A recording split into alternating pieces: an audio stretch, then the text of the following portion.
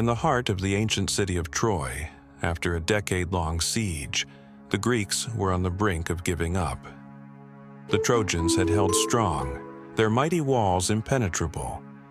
But the Greeks had one final, brilliant trick up their sleeves, one that would change the course of history forever.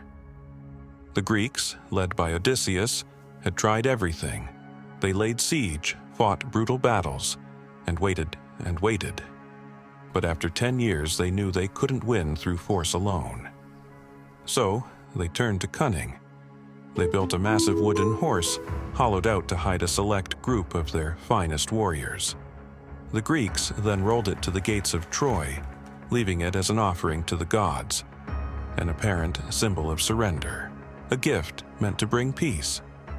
The Trojans, seeing the Greeks depart, were overjoyed. The war was finally over, and their city had survived. But there was one problem. They were too quick to trust.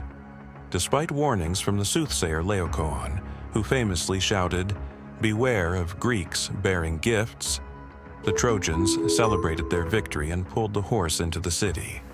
That night, as the Trojans slept, the Greeks inside the horse climbed out and opened the gates of Troy. The Greek army, hidden on nearby ships, stormed the city under the cover of darkness. It was too late for the Trojans to react. What followed was one of the most devastating attacks in history. The Greeks, now inside Troy, wreaked havoc, setting fire to buildings, slaying warriors, and eventually conquering the once great city. Troy, with all its grandeur and wealth, fell. The Trojan Horse, a symbol of trickery and intelligence, became one of the most famous stories of warfare.